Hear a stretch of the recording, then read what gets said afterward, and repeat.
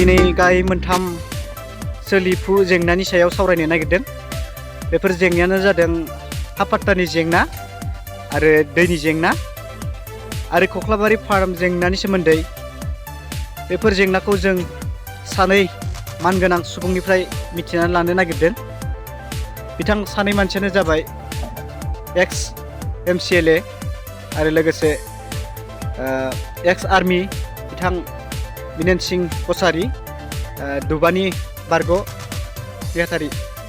दा फैदो बिथां बिनेन सिंह कसारीनिफ्राय जों बेफोर जेंनानि सोमोन्दै मिथिना लानि। दा नोंथाङा मा बुङो? हानि हा पाट्टानि जेंना, ओमफ्राय दैनि जेंना, ओमफ्राय खख्लाबारि फार्मनि सोमोन्दै सावरायनायनि सायाव आंखौ बुंनो होदों। दा आं हा पाट्टानि सोमोन्दैनो बुंग्रोनांगोन। दिनै दा हा पाट्टाखौ होगासिनो दं। खायफा मोनदों आरो खायफा मोनाखै। दा मोनिफोरखौ जों मोनहोनो नांगौ आरो बे जायफोरा दा हा पाट्टा मोनाखै बिथांमोना मोननायनि अधिकार दं। मानो होनोबा मानसिया थांना थादों जेला, थांना थानो थाखाय बे बुहुमाव बै संबिजिताव जोंहा हा पाट्टा मोननायनि अधिकारा दं। दा बिथांमोना मोनाखै होनना बुंनायनि गेजेराव दं मा फरेस्टआव थादों होनना बुंदों, फरेस्टखायनो मोना। खिन्थु दा बिथांमोना जाय जायगायाव दङ बेफोर हाया ओरैनो NC आरो टाकि ओनसोल जाखादों। गोदो जों ब्रिटिशनि मुगानि समावनो बेफोर हाया रेभिनिउखामोन आरो दा 18th सेन्सुरिनि उनाव भुटानजों ब्रिटिशजों दावहा नांनायनि उनाव बे हाया खालि जादों। दावहा नांनायनि उनाव माखासे गंगारफोरा बेनिफ्राय खालि खालायनानै गोजौआव भुटानाव गंगार हाजोआव खारखोलांदों आरो जोंनि बर' माहारिनि मानसिफोरा बे जायगायाव थागिबि हिसाबै दंमोन। बिथांमोनाबो बे दावहायाव गिनानै सिलाय गुलि बारुदखौ गिनानै खारफालांजोबदों। बे जायगाया खालि जानानै थादों। बेखायनो 18th सेन्सुरिनि उनाव गोबां सम ओरैनो थागारनायाव बे जायगाया हाग्रा दुंजोबदों। बे जायगायाव मानसि गैलामोन। होमब्लाबो ब्रिटिशआ मिथिगौ बे जायगाया रेभिनिउमोन, मानसि दंमोन। बेखायनो बे जायगाखौ NC हिसाबै टाकि ओनसोल हिसाबै दोनलांदों आरो बेखौ दिनै गोबां बोसोरनि उनाव दिनैनो 21 जौथाइयाव सुबुं अनजिमाया बांनायाव गथ' गथाय बांनानै हाबा जानानै जुलि जानानै बिदिनो हाग्रा बंग्राफोरखौ सिफायनानै रायजो जाबोफिनदों। हाग्रा माने बे हाग्राया दुदों माने गंगार हाजोआव दावहायाव खारलांनायखायसो खालि जानायखाय हाग्रा दुफिनदों। दा इयो रेभिनिउआनो जाफिनबाय, गामि जाफिनबाय, भट होबाय, स्कुल जाबाय, गिर्जा जाबाय, गासिबो जाजोब्बाय। दा बे हिसाबै बिथांमोना हानि पाट्टाखौ मोननांगौ। फरेस्ट हिसाबै बेंनानै दोनथेनोबो बे जायगाया फरेस्टसो हा पाट्टा होआ होनना बुंदों। दिनैथ' मानसिखौ थांना थानायनि लामा होनांगौब्ला मानसियानो आयेन बानायो जेला बेखौ बिथांमोननो हा पाट्टा होनांगौ, थांना थानाय लामाखौ होनांगौ। जोङो मानसिया बानायदों वाइल्ड लाइफनि थाखायनो संरैखाथि होनानै वाइल्ड लाइफखौ जिब जुनारखौनो थांना थानो थाखाय माखासे जायगा एरिया होदों। मानास नेसनेल पार्क लायनो बायदिसिना बिदिनो माने हाग्रा एरियायाव दं। मानसिफ्रा मानास नेसनेल पार्कनि सेर सेरावनो हाग्राखौ फरेस्टखौ सिफायनानै दिनै रायजो जाबोगासिनो दं। दा बिथांमोना दिनैनि समाव सरकारा जुदि हा पाट्टा होदों होनना बुंब्ला बिथांमोनाव मोननो गोनां दं। आंनि फारनिफ्राय आं बेखौ बुङो। गुबुन फारसे नोंथाङा सोंदों मा दैनि जेंनायाव आं बेखौ डाइरेक्ट बुंगोन। जोंनि जायगाया ओरैबायदि सना जायगा, जेरै गुबुन हादाबसा दङ UP, हारियाना, पान्जाब बेफोरबायदि जायगा दं। बेफोराव दैमायानो गैया आरो जोंनियाव ससे थांबानो दैमा मोनो। होमब्लाबो जोंनि जायगायाव आबाद मावनो दै गैया, लोंनो थाखाय दै गैया।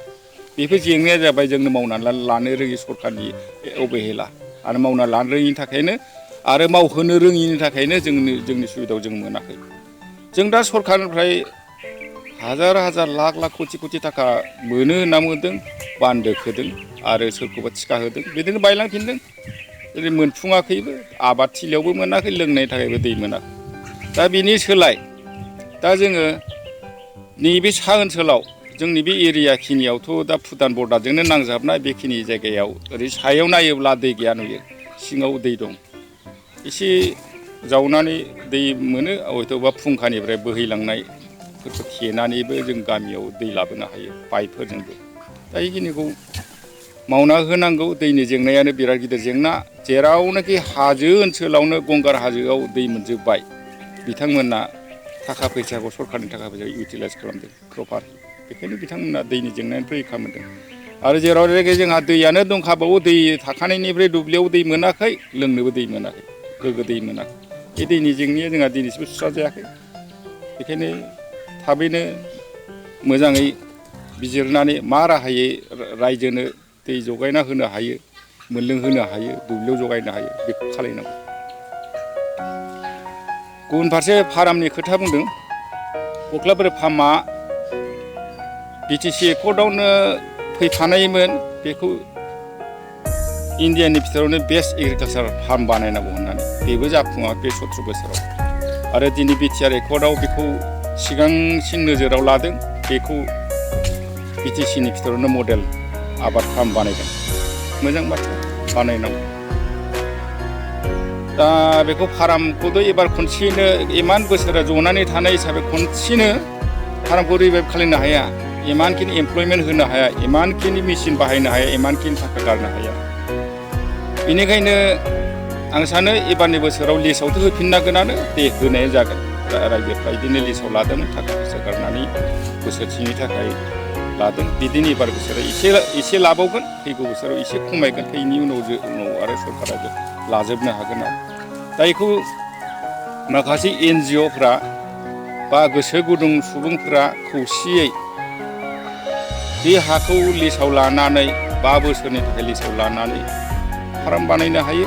निजा फार्म, जुनारनि फार्म, नार्सारि फार्म, मैगं दिहुननायनि फार्म, गोबां थांखियै बे फार्मखौ सालायनो हायो सरकारनि कलाबरेसनजों, सरकारनि मददजों, बुजाफरानि गेजेरजों, एग्रिमेन्टनि गेजेरजों।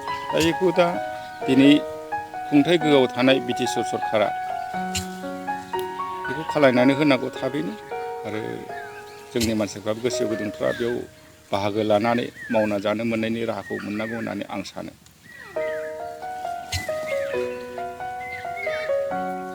कसारिनिफ्राय जों मोनथाम जेंनानि सोमोन्दै माखासे बाथ्रा मिथिनो हाबाय। दा जों जोंनिनो बारग' MCLA बिथां सनि बसुमतारीनिफ्राय बेफोर जेंनानि सोमोन्दै बिथाङा मा बुङो जों मिथिना लानि। दा जाय जेंनाखौ जोङो सावरायदों, बे जेंनाया जाबाय मोनथाम जेंना।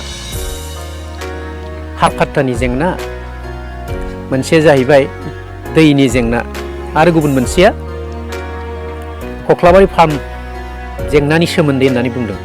बे मोनथामबो जेंनानि सोमोन्दै बिथां कसारिया बुंलांबाय। दा बे बुंनायफोरखौनो आङो सालिजारि नायनानै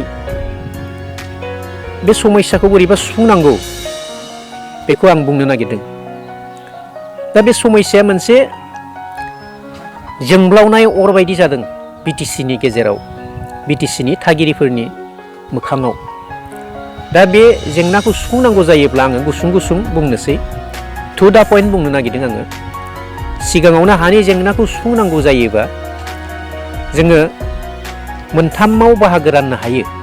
बे जेंनाया जाहैबाय हानि फाट्टा होनांगौ जायोबा जों सिगां बे रिजार्भखौ नाहरनांगोन आरो फरेस्टखौ नाहरनांगोन। मोनसेया जाहैबाय गेमखौ नाहरनांगोन, जाय गेमाव दङ। गेम माने जाय नेसनेल बा इन्टारनेसनेल मानासाव गोग्लैयो, बेफोर एक्टखौबो नाहरनानै जोङो हा फाट्टा होनायनि जि समस्या बेखौ जोङो नायनानैसो सुफुंनो नांगोन। दा बे जेंनाखौ आङो माबोरै सुफुंनांगौ, माबोरै मानांगौ बेखौ बुङाबालासिनो रायजोआ मा लुबैदों, ओमफ्राय बेखौ बोरै थाब सुफुंजानो लुबैदों, बेनि मतामतसो आं होनो नागिरदों। बे जाहैबाय रायजोआ हा फाट्टा मोननो लुबैदों, गुबुन गुबुन राजखान्थि हान्जाफोरा इलेक्सननि टाइमाव बुंबोदों जों हानि पाट्टाखौ होगोन होननानै, हा राननानै होगोन होननानै। दा बेफोरनि गेजेराव जोङो माबोरै मावनो? रायजोआ लुबैदों हानि पाट्टा थाबैनो जानाय, आरो बेराफारसेथिं एसे लासै लासै गोबाव जालांनायखौ नुदों सरकारनि फारसेनिफ्राय हा राननायाव। दा ओंखायनो आङो बुंनो नागिरनाया जाहैबाय, सिगां बबे रिजार्भआव गोग्लैयो, बबे गेमाव गोग्लैयो, बबे फरेस्ट एरियायाव गोग्लैयो, बेखौ नायनानै थाखानाय आयेनफोर बायदि फरेस्टनिखौ 2006आव फरेस्ट डुइलार्स एक्ट बेनि गेजेरजों सुफुंनो हायो। सुफुंनांगौबा बोरै सुफुंनांगौ बेखौबो आं रोखा बुंनो नागिरदों। साफायाव एबा न'खरफायाव बिगाथाम होनानै सुफुंनो हायो। समाजाव 10 बिगायै होनायनि जानो हागौ थाखानाय नेम दं, बेबायदि होनानै सुफुंनो हायो। बेबायदिजों सुफुंनो लायाबा, नाथाय सासे मानसियानो लाम लाम फरेस्टआव आवग्रिना दोननाय दं 40 बिगा गाहामसिम, 10 बिगा गाहामसिम, नाथाय हाया जोंनो गोबां दङबाबो राननो थाखाय थोआ, आरो बे जेंनाखौ जों फोजोबनो हाया। इयुनावबो जोंनो हा नांबावगोन। बेनि थाखायनो आं बे बिगाथामखौ बुंदों, 10 बिगाखौ बुंनाय जादों। आरो बेराफारसेथिं खायसे हाया रिजार्भआव दङ। ओंखायनो जाय हाया रिजार्भआव दङ, ग रिजार्भफोराव दङ, बेखौबो जोङो सरकारनि आयेननि गेजेरजों नांथारगौ गोनांथि जानायखौ नायनानै लेन्डलेस जि राहा होनायनि जि पद्धति, बेजों सुफुंनो हायो। बेनिफ्राय ओरैनो गोग्लैसोनानै थानाय सोरनिबा नामाव सोरबा थानाय दङ, बैसोरजों बुजा परा जानायनि गेजेरजों बैफोर हाखौबो थाबैनो पाट्टा खालामनानै होनायनि राहा लानो हायो। लेन्डलेसआव जेसेबां होनो हायो बेखिनिखौबो जोङो होनायनि जि राहाफोर दङ, बेखौ थाबैनो होयोब्ला रायजोनि गाहाम मावनाय जागोन। बेनिफ्राय सरकाराबो मुलाम्फा मोनगोन। दा ओंखायनो आं बुंनो नागिरनाया जाहैबाय, नेसनेल जि इन्टारनेसनेल मानास दङ, बे मानासआव हाबसननाय जि हाफोर, बेखौ जायफोर आवग्रिदों बेखौ मोननो हानायनि जि माबा मोनसे राहा थानो हागौ, बेखौ आं सानाखै। आरो बेखौ होनाया जे बेसेबां मोजां जागोन नगारनानै होनाया, बेखौबो आङो रोखायै बुंनो लुबैयाखै। नाथाय थानायनि जि मोनसे राहा, हा पाट्टा होआबाबो, मुं खालामनानै होआबाबो, बे जाय गेमाव दं एबा मानास जि नेसनेल पार्क दं, बे पार्कफोराव थाहोनायनि माबा मोनसे राहा थानो हागौ नामा? बेफोरजों जि बन्दबस्त खानाय, बेफोरनि गेजेरजोंबो हानि समस्याखौ जों सुफुंनो हायो। बे आंनि साननाय, बे आंनि मतामत। दा बेनिफ्राय मोनसे जाहैबाय दैनि जेंना। बे दैनि जेंनाखौ सुफुंनांगौ जायोबा जोङो सिगां नाहरग्रोनो नांगोन। थांखांनाय समफोराव गेदेर गेदेर स्किम हमनाय जादों।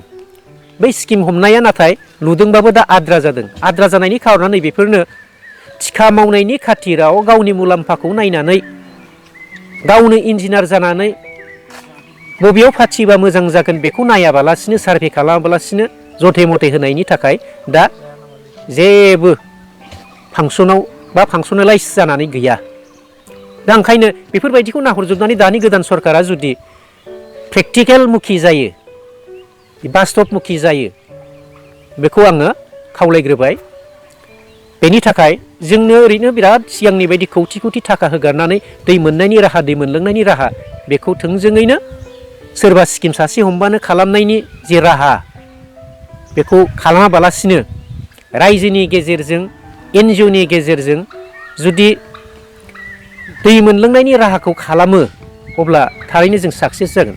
बेखौ आङो खायसे रायजोफोरनिफ्राय जि मतामत, NGOफोरनि जि नायसंनाय, एबा आं गावनो प्रेक्टिकेलै खायसे खायसे जायगाखौ नायनानै मोनबाय जे बैफोराव रायजोफोरखौ लानानै NGOनि गेजेरजों दाख्लैबावै जायफोर हरै फुटियापाराखै थांदोंमोन गियान धर्म समाजनिफ्राय नायनो, बिसोरजों आं थांफादोंमोन। थांफायोब्ला नुदों जे बे भुटियापारायाव दै मोनलोंनायनि राहाया दा गैया। दै मोनलोंनायनि राहायानो गैयाबा बेवहाय आबाद मावनायाव बे जे रानस्राव फोथार बेखौ फिनायनि राहायाबो गैया। दा ओंखायनो बै रानस्राव जानानै थानाय आबाद थिलि बेखौ फिनांगौबा बेनि राहाखौ खालामनांगौबा जोङो ओरै खालामबानो हायो नायनानै जों मोनबाय जे बिराद खौथि खौथि थाखा हमाबालासिनो रायजोनि हेफाजाब लानानै एनजिअनि हेफाजाब लानानै जुदि एसे एनै खौथि थाखाल' नांगौ जायोबा 5 कौटि गाहामसिम बेखौ मोनसे द्रप होनायनि गेजेरजोंनो सुफुंनो हानायनि राहा दङ आरो बेवहाय एनजिअआ रायजोआ खाथिनानै पाइप होनानै लाबोनो हानायनि राहाखौ खालामनो हायो होनब्ला जोङो साक्सेस जानो हागोनखौ नुयो। आरो बेवहाय रायजोफोरनि मदद नांगोन। बे मदद होनो ओंखारदों एनजिअ बेखौ मावनो ओंखारदों। एनजिअ माने आं एनजिअ बुंनाया गियान धर्म समाजखौ बुंदों। गोबां गुबुन गुबुन एनजिअखौ बुङाखै आङो। गोबां एनजिअ दङ नाथाय बिदि बावसोमनो नागिरनाय गावनो सिगांलांनाय रायजोआ हेफाजाब होनो ओंखारनाय बिदि एनजिअफोरखौ बिसासाव लानानै जुदि मावोबा रानस्राव जानानै फोथारा गिसि जानानै बेवहाय मावनाय आबादफ्रा ग्रोम ग्रोम जाखांगोन। दै गांहाबनानै थानाय मोनलोंनायनि राहा गैयिखौबो मोनलोंहोनो थाखाय हागोन। बेबायदि जुदि लामाखौ लायो अब्ला थाबैनो निस्सय दै मोनलोंनायनि राहाखौ बा दै रानसारनायनि राहाखौ खालामनो हागोन। बेखौ थोंजों स्किम हराबालासिनो बेवहाय बेसेबां पाइप नांगौ, खैखान कालभार्ट नांगौ बा खैखान द्रप नांगौ बेफोरखौ नायनानै रायजोफोरनि हेफाजाब लानानै जुदि मावफुंनो हायो अब्ला बेखौ जाफुंगोन होननानै जों सानो आरो जाफुंनायखौ बेबायदिसो मोननो हागोन होननानै आं फोथायो। आरो मोनसेया जाहैबाय कख्लाबारि फार्मनि सोमोन्दै। बे फार्मखौ जोङो रिभाइभ खालामनायनि मुङाव बिटिसि एकर्डनिफ्राय जोङो बुंबोआबालासिनो बेखौ बयबो मिथिखागौ जिहेतुके दासिम रिभाइभ खालामनो होननानै गुबुन गुबुन राजखान्थि हान्जाफ्रा बुंबोदों नाथाय रिभाइभ खालामनो हायाखै। बे रिभाइभ खालामनांगौआवबो गाबोननो खेबसेनो खौथि खौथि थाखा हरबानो जे बे रिभाइभ जागोन बेखौ जोङो प्रेक्टिकेलाव नुनो गोब्राब जागोन। मानोना बेवहाय प्रेक्टिकेलाव जुदि रिभाइभ खालामनांगौ जायोब्ला जाखांफुहोनांगौ जायोबा बेखौ ओरै खालामनायखौ जों लुबैयो। कख्लाबारि फार्मखौ खेबसेनो खौथि खौथि थाखा होनानै रिभाइभ खालामनो हानाय नङा। गुबुन गुबुन मा खालामनो नांगोन फिसा फिसा माल्टिपार्पास फार्मनि गेजेरजों जों बेखौ जाफुंसार होनो हायो। नाथाय बे माल्टिपार्पास फार्मनि गेजेरजों जुदि जोङो साक्सेस खालामनो थाखाय नाजायो अब्ला जोङो बे कपारेटिभफोरनि गेजेरजों एनजिअफोरनि गेजेरजों बेखौ जोङो रायलायलायनायनि गेजेरजों मोनसे सांग्रां कमिटि दाफुंनायनि गेजेरजों जुदि सालायनो जुदि लायो अब्ला जों बेनि जाफुंसारनायखौ मोनगोन। दा बेवहाय बोरै मावनायनि पद्धतिखौ जोङो मा खालामनो बेखौ ओरै मावोबा जों साक्सेस जानो हागोन होननानै सानो। बे जाहैबाय बेवहाय गोबां फिसा फिसा मोनसे इन्डास्ट्रि दंखायो, मोनसे फार्म दंखायो जेरै अमानि फार्म, नानि फार्म, डायरि फार्म आरो गुबुन गोग्लैसोनानै थानाय मोजां मोजां न' दंखायो गुबुन गुबुन बायख्रेबलांनायनि अनगायैबो। बै न'फोरखौ गुबुन गुबुन इन्डास्ट्रिफोर फसंनो नागिरनाय मानसिनो जुदि बिभागीय मानसिफोरखौ लानानै जुदि रानना होयो अब्लानो साक्सेस खालामनो हागोनखौ आं सानो। आरो ओरैखौ जों खालामनो नांगोन होननानै जों सानो